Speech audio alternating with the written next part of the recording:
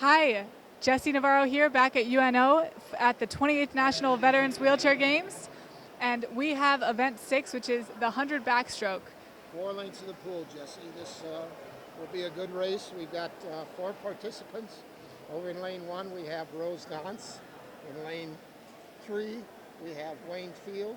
And in lane 4, we have Dennis Gordon. In lane 5, we have Daryl Vogt. Rose is swimming over there by herself. But Now, how does that affect a swimmer when you can or can't see the other swimmers in the lanes next to you? There's an advantage and there's a disadvantage. The fact that you have clear water on the other side of you makes it a little better for you.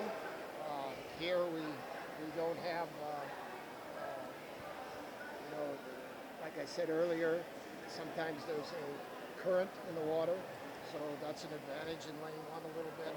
But I would imagine it looks like they haven't turned off the filtering system in that, so there's probably a little current in these different lanes. Which way they're going, I don't know. One will usually go down one lane, and then the far one will go back the other one. So That makes sense. Now, you were part of the Olympic trials that took place in Omaha last week. What was that like? it was a great experience. I've been involved probably in my coaching career of 50 years, probably 25 or 30 of those years I've had kids at the trials. So it was exciting to see a lot of people who I haven't seen since 2004. A lot of my colleagues were there, so it was a great opportunity. Well, and we've got the start of the race. This is the 100 backstroke. You can see we've got lanes 1, 3, 4, and 5 coming down. And it looks like Rose is actually doing pretty well, staying with the men. She's going to have to keep hustling those arms for 4 more lengths of the pool. But as you notice again, we have some people using double arms. Here's a gentleman in lane 5 here. Yes, Daryl Vogt. Oh, yes, right. Daryl Alt using one, and if you notice, his hips are dropping on him. So now it's going to be a struggle unless he gets his hips back up there on top of the water. The gentleman in lane 3 now, Jack Howell, he's got pretty good hip position. He's stretching back into the pole.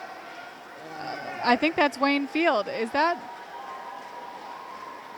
These sheets confuse me. Well, just to let you know, the officials changed the order of all of the heats before we got started. And so you can see even the officials aren't sure about which side they needed to be on in the beginning. But I would say Wayne's technique of putting his arms all the way back, he's getting a really long stroke, right? He can stretch into it, and he's getting great pull and feel for the water. And as you can see, Dennis Gordon again, his hips are dropping on him as he comes into the wall. And they have 2 more to go. Yeah. So he's going to have to work each length. He seems to get him up about the middle of the pool, and then they drop on him again coming into the turn. Do you think that's psychological as he starts to see the flags? That he doesn't quite get his hips up there? He's reaching for the wall? Using one arm like he is for each stroke, I think he's probably losing his balance, and his hips kind of shift on him, and each time they shift, the legs drop a little further in the water. Really good. And you see Wayne Field has pulled ahead. Wayne took a little bit of a break. He was just kicking through the center, and then he pulled back into his arms for those strokes to get to the wall. He makes good turns. Of course, he has very little push off the wall with his legs, so it's almost stopping dead in the water before he goes again. And Rose is going. Rose is staying up there. She reminds me of the girl that we watched in track yesterday. Holly Kessler. Her arms were going continually all the time. Yes, absolutely, pushing through it. Looks like Wayne's going to win this.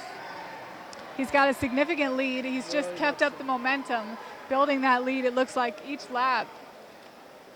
Hopefully Dennis can get his hips up here this last few lengths. It's getting, as you notice, his arm stroke is shortened each time. He's not going back over his head like he was before. So we have our finish by Wayne Field, and it looks like Daryl will be the last one. Yeah, Daryl he's trying to get a little bit out of his legs, but doesn't have much. There we go. Dennis Gordon just finished, and here comes Rose Gauntz in. We got a little while longer for Dennis, but as you notice, he's a double amputee, so there's Rose finishing now. He's a double amputee. It's all trying to keep his hips and body balance up. And he's working hard at it. And also looks like he has an amputee arm too. So he is only really getting pulled out of his right arm and very little catch with the other arm.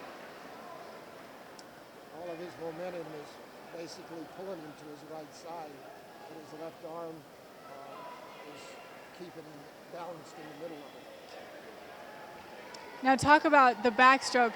If you turn over, that disqualifies you, is that correct? Turn over on your stomach before you hit the wall, that would disqualify you. Okay, so he's doing everything he can, even as he's approaching the wall, not to fight that urge to turn over.